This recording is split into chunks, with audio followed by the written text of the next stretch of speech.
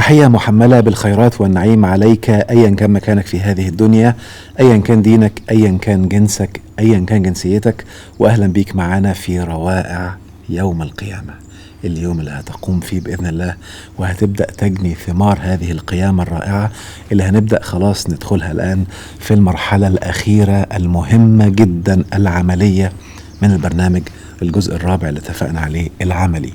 اعمل ايه عشان اقوم؟ انا فهمت دلوقتي ان انا فاعل ولست مفعولا به، وهمشي على القواعد اللي الهي حطها لي عشان انطلق. بس ثانية واحدة كده، ازاي استقيم؟ وايه الحاجات اللي انا هاجنيها من ثمار رائعة لموضوع القيامة ده؟ او لما استقيم، تعال نبص بالراحة كده على ايات سريعا وبعد كده نخش هعمل ايه عشان استقيم. 19 حاجة مهمة، 19 فعل عملي ربنا امرنا بيه. بس بص كده فوائد الاستقامة. ان الذين قالوا ربنا الله ثم استقاموا فلا خوف عليهم ولا هم يحزنون. ايوه، من اوائل فوائد انك قمت واستقمت هتودع الخوف والحزن الى الابد. كل المشاعر السلبية بتختفي لأنك قمت، فبقيت بتشوف كل حاجة، بقيت بترى الجحيم، ولأنك ترى الجحيم عمرك ما هتقرب له، هتمشي دايما في طريق النعيم، وعندها يومئذ ستسأل عن النعيم. شوف الآية دي كمان، وأن لو استقاموا على الطريقة لأسقيناهم ماء غدقا. والكلمة دي شاملة لكل حاجة إيجابية.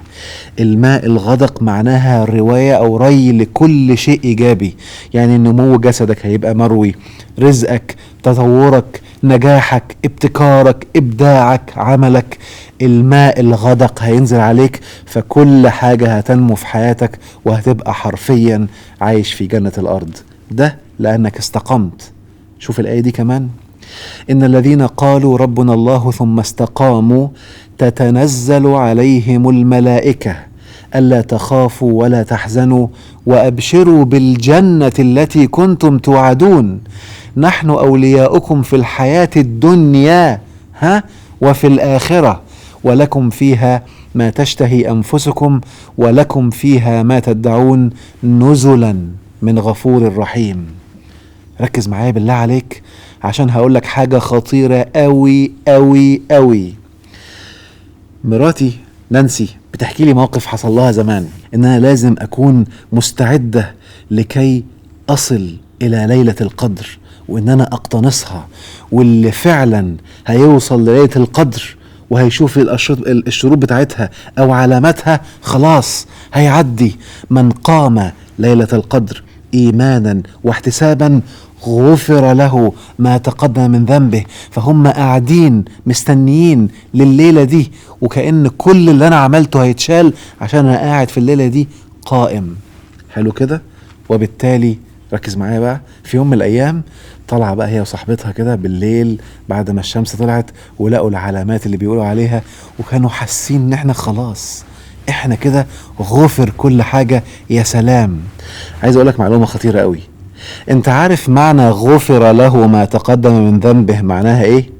يعني كل شيء في حياتك يتقلب ايجابي، لان كل السلبي اللي في حياتك جاي بسبب الذنوب والاخطاء اللي انت عاملها، وبالتالي مهم تستغفر لغاية ما كل ده ينضف عشان يبان الرزق في حياتك.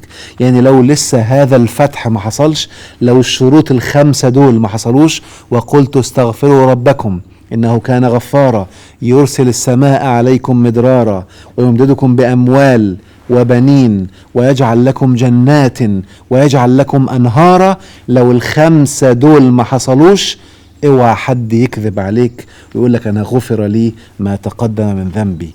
كله بيحصل في الكون، لازم تجد ما وعد ربك حقا كمعيار قلته لك قبل كده. ده فيه معادلات، لو ما لقيتش نص المعادلة يبقى النص التاني ما حصلش. عشان كده مهم جدا جدا تكون مركز واخد بالك بقى ان انا من النهاردة هبدأ استقيم. بس الاول عايز اقولك حاجة كده عن ليلة القدر. ربنا بيقول في ليلة القدر ليلة القدر خير من 1000 شهر تنزل الملائكة والروح فيها بإذن ربهم من كل أمر. في أوامر لكل حاجة في الكون، أمر أوردر أوردر أوردر أوردر أوردر. فربنا في الليلة دي بينزل أوردر من كل أمر، ومعاه الروح اللي يخليه واقع. حلو كده؟ وبالتالي تنزل الملائكة والروح فيها بإذن ربهم من كل أمر، سلام هي حتى مطلع الفجر. فهي طاقة سلام وأمان وراحة حتى مطلع الفجر، وانفجار الحياة بالإيجابيات والخير، لأن هي ليلة ممكن تعملها بروقان في الوقت اللي انت تحدده، وهتكلم عنه بعدين لما يجي ميعاده ان شاء الله. المهم، مهم جدا تكون واخد بالك ان الليلة اللي تم الكلام عنها كتير في التراث بتاعنا، ربنا لما اتكلم عن الملائكة قال تنزل الملائكة. لما تضاف كمان تاء معناها مبالغة، معناها اكتر. عشان كده هتلاقي بقى اللي استقاموا تتنزل عليهم هم لوحدهم، تتنزل عليهم الملائكة ألا تخافوا ولا تحزنوا وأبشروا بالجنة وهي نزلا. الجنة هتنزل نزلا من عند الله، كل روائع الجنة وحاجات رائعة من الجنة هتنزل عليهم لأنهم استقاموا، ولأنه بقى في حالة قيام قام وبقى شايف كل حاجة، هيرى ما وعده ربه حقا لأنه قام. وفي الآخر لما يدخل الجنة هيقولوا هذا الذي رزقنا من قبل وأتوا به متشابها ولهم فيها أزواج مطهرة وهم فيها خالدون. لأنه رأى وقام من بدري فشاف وأخذ الجنة وطلع كمل في درجاتها إلى جنة الآخرة، ولقى حاجات في جنة الآخرة شبه اللي خدها في جنة الدنيا. وصلنا الآن إلى العملي، نقاط مهمة وأفعال مهمة وخطيرة جدا مهم تعملها. ورقة وقلم بقى وجهز إذا ما كنتش معاك ورقة وقلم من الأول، عشان هنتكلم في 17 عمل فعل لو أنت فعلته تقوم ودرجات القيامة عندك تبقى أعلى. 1، أن تكون ذو نفس لوامة. يعني إيه الكلام ده؟ ربنا سبحانه وتعالى في سورة القيامة لما أقسم بالقيامة أول حاجة بعدها فلا أقسم بالنفس اللوامة. بس في نقطة مهمة جدا، النفس اللوامة للأسف تم التلاعب في معناها كتير قوي قوي قوي، واللوم هنا ملوش علاقة بالتأنيب نهائي. فكر معايا بالله عليك، النفس اللوامة هي النفس اللي بتلومك لما تعمل حاجة وتقولك استنى هنا، انت بتعمل دي ليه؟ جبتها منين؟ ايه دليلك؟ ايه اللي خلاك تعملها؟ فايه؟ ثانية واحدة، ايه ده؟ هم اللي قالوا لي؟ الله اما اتأكد جت منين؟ فانت عمرك ما هتقوم الا لما نفسك تلومك.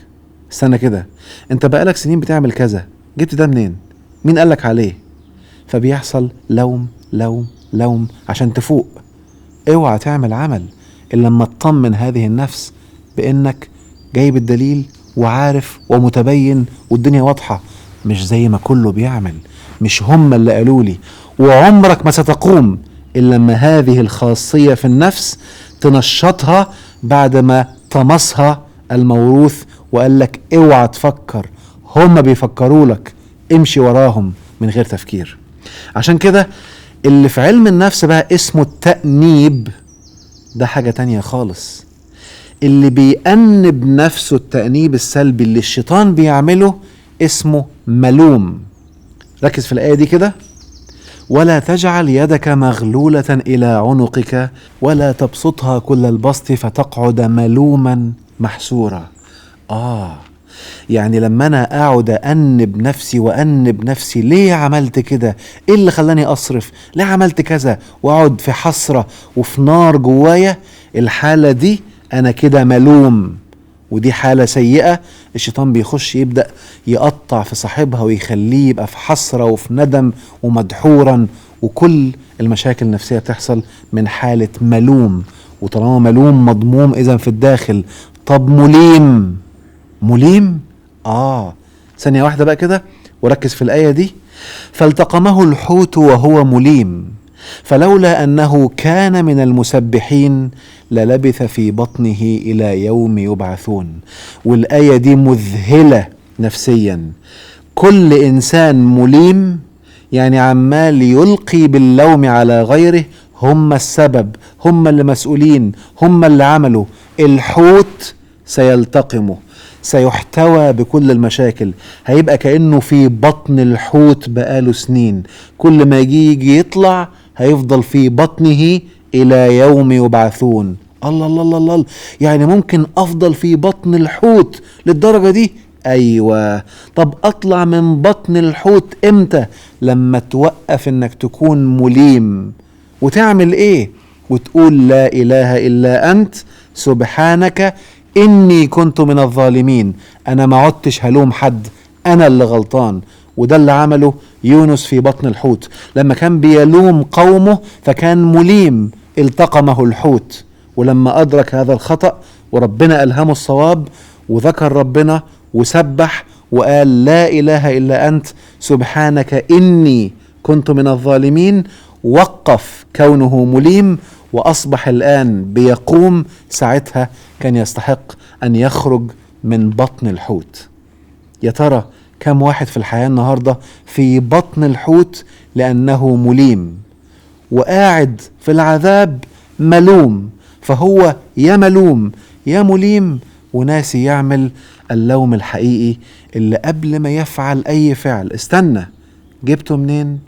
إيه دليلك؟ عملت إزاي؟ يوم القيامة هتقول لربنا إيه؟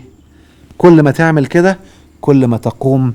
وبالتالي ده أول درجة وأول فعل مهم عشان تقوم. الفعل الثاني إقام الصلاة، يعني كلها أفعال قيام. يعني كل ما زودت درجات القيام كل ما أنت نفسك قمت، ودي عملية الاستقامة. طب أقم الصلاة معناها إيه؟ بص على الآيات دي كده. إنني أنا الله لا إله إلا أنا فاعبدني وأقم الصلاة لذكري. عشان كده فذكر اسم ربه فصلى. كل أوامر إقام الصلاة في القرآن جاية علشان تقيم هذا الاتصال، فكل مرة تزوده تقيم الاتصال أكتر وأكتر وأكتر. ونظرا لأهمية إقام الصلاة إن شاء الله بإذن الله زي ما وعدتكم زمان، وبإذن الله هيجوا معاده هعمل حلقة مفصلة مكثفة اسمها سيكولوجية إقام الصلاة بإذن الله. بس ما تستناش لما أعمل الحلقة، ولكن ابحث ودور وشغل مخك وتبين عشان تعرف. ما تستناش لما حد يجي يديلك المعلومة بالمعلقة. الفعل الثالث إيتاء الزكاة، والحلقة خلصانة قريب، سيكولوجية التزكية. وربنا قال في القرآن ويقيموا الصلاة ويؤتوا الزكاة وذلك دين القيمة. عشان كده مهم جدا أن تؤتي الزكاة، ومهم أنك تكون مركز بقوة. على فكرة في آية بتقول إيه؟ والذين يؤتون الزكاة وهم راكعون. هنيجي عنها بعد شوية في فعل مهم جدا ربنا أمرنا بيه.